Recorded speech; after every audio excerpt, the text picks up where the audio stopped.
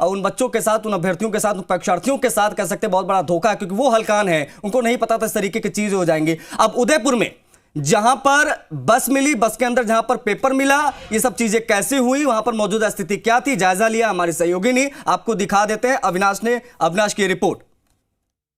RPSC भर्ती परीक्षा को लेकर उदयपुर पुलिस ने आज बड़ी कार्रवाई को अंजाम दिया है और राजस्थान लोक परिवहन सेवा की एक बस से करीब 44 अभ्यर्थियों को पुलिस ने गिरफ्तार किया, जिनके पास से आरपीएससी भर्ती परीक्षा का पेपर भी बरामद हुआ है। अभी मैं उसी बस को दिखा रहा हूँ। इसी बस में सवार होकर तमाम अभ्यर्थी जो है वो जालौर से उदयपुर की ओर आ रहे थे और आप देखिए बस पुरानी कंडीशन की लग रही है, लेकिन क्योंकि अंदर जो अभ्यर्थी थे उनके साथ में उनको यहाँ पर गाइड भी किया जा रहा था, साथ ट्विटर जो तो वो इस बस में सवार थे और कर्टन यहाँ पर लगे हुए ताकि अगर कोई भी बाहर से देखना चाहे तो उनको पता नहीं चले कि इस बस के अंदर क्या चल रहा है। कुछ देर पहले इस बस की पुलिस टीम ने यहाँ पर तलाशी ली और आप देखिए इन अभ्यर्थियों के रजाई, कंबल और चद्दर, जैकेट वगैरह सब यहाँ पर पड़े हुए हैं। बेकरिया थाना में की इलाके में इस बस को यहाँ पर पकड़ा था और अब पुलिस लाइन में लेकर यहाँ पर पुलिस पहुंची है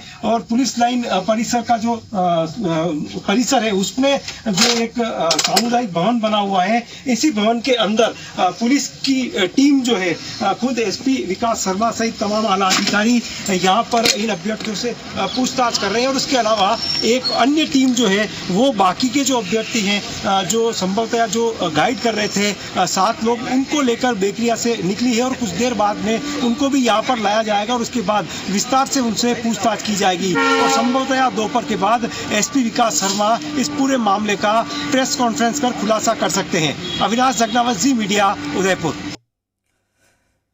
तो जहां की अभी आप रिपोर्ट देख रहे थे वो है बेकरिया थाना क्षेत्र और यहीं पर ये बस मिली और बस के अंदर मिले पेपर। अब जब पेपर मिले तो हड़कंप मच गया, मिलान किया गया ओरिजिनल पेपर से, तो पता चला है तो वही पेपर है जो अभी बच्चों को मिलने जा रहा है परीक्षा में। अब ऐसे में हड़कंप मच गया और तत्काल प्रभाव से ये परीक्षा रद्द की गई। शेष परीक्षा का कार्यक्रम तो यथावत रहेगा, लेकिन ये जो जीके का पेपर है वो यहाँ पर निरस्त किया गया। अब इसके बाद से हड़कंप मच गया पूरे राजस्थान में।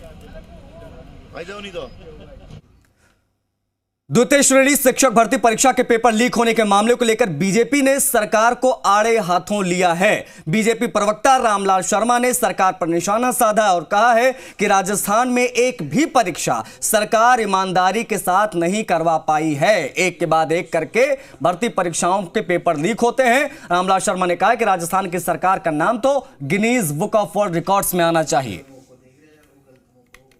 इस पेपर के आउट होने के साथ यह भी साबित हो गया कि राजस्थान की सरकार ईमानदारी के साथ परीक्षा कराने में नाकाम है।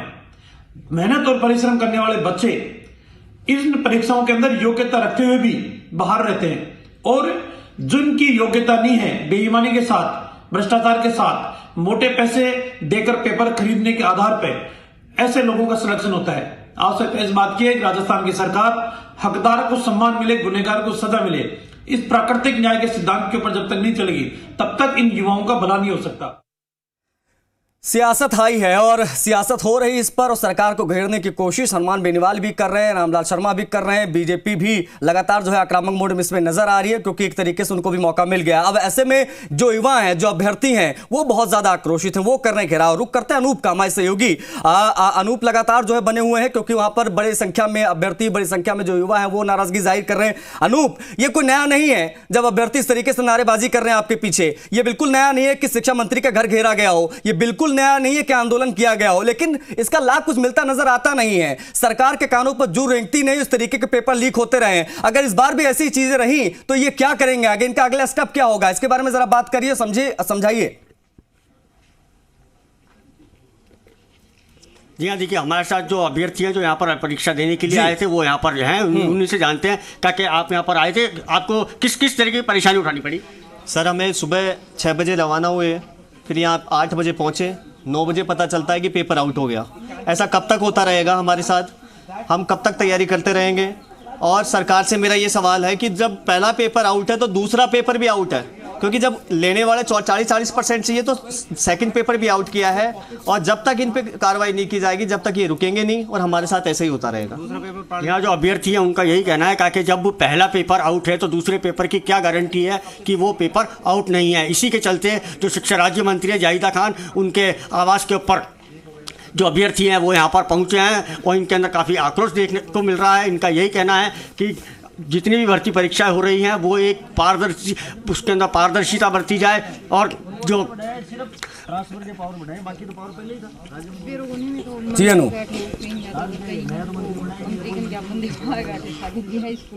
जी हाँ, इनका यही कहना है कि पारदर्शिता के साथ परीक्षाएं हो और जो जितने भी गिरोह हैं उनके खिलाफ सख्त से सख्त सरकार यहाँ पर कार्रवाई करे, जिसके चलते इनका भविष्य है वो यहाँ पर बचाया जा सके। जी अनूप, आरपीएससी या जितनी भी ऐसी संस्थाएं हैं जो परीक्षाएं आयोजित करती हैं, क्यों ना मान लिया जाए कि भ्रष्टाचार यहीं से शुरू होता है, यही भ्रष्टाचार की जड़ है, इनके ऊपर कार्रवाई होनी चाहिए और इसमें कई बड़े नाम की इन्वॉल्वमेंट रहती है। क्यों ना इस पर एक पारदर्शी जांच की जाए ताकि जो है लोगों के सामने आए कि जांच किस तरीके से चल रही है और वाकई इसमें कार्रवाई हो रही है, क्यों नहीं हो रही है। खैर, इस पर आऊंगा मैं, इस पर भी हम लोग बातचीत करेंगे अनूप, लेकिन प्रतिक्रियाएं लगातार आ रही हैं क्योंकि परीक्षा लीक हुई, पूरे राजस्थान में हड़कंप मचा हुआ है। किसी ने क्या कहा, कोई दूसरा विकल्प ढूंढे और या आरपीएससी को खुद को आप ठेके पे दे दिए, इसलिए बेहतर रहेगा। वरना जाट हम पूरा आंदोलन करेंगे राजस्थान के अंदर, क्योंकि खूब वक्त किया ये राजस्थान में अशोक गहलोत की सरकार में बार बार पेपर आउट हो रहे हैं, इसकी हम कतई बख्शिश नहीं करेंगे। युवा पूरी तरीके से परेशान है,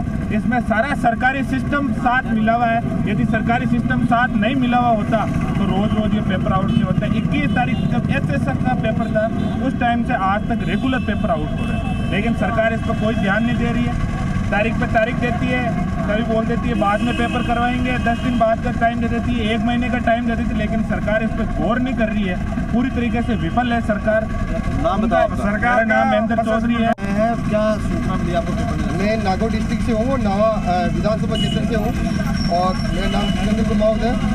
और यहाँ पे आज पेपर था फर्स्ट पेपर का, साइंस का भी है। सेकंड पेपर में 3 पेपर आउट हो गया है और इसमें पेपर आउट होने का बड़े बड़े नेताओं का, बड़े बड़े प्रशासन डिपार्टमेंट का है, वो वहीं से पेपर आउट होता है। और दूसरी बात, और बेरोजगारों पर भी खर्चा पैसा में वे हो रहा है, टाइम खराब हो रहा है, इतनी सर्दी पड़ रही है, सब लोग परेशान हुए हैं। आप लोगों को कितनी परेशानी हुई है? हमें तो बहुत बड़ी परेशानी, हम सुबह 4 बजे से उठे हुए हैं और गाड़ियाँ किराया भी लगा है और आने जाने में परेशानी भी हुई है। और दूसरी बात, ये पेपर आउट होना बहुत दुख की घटना है और ये हर बार होता है ये, और इसमें सबको बेरोजगारों को नुकसान होता है। ये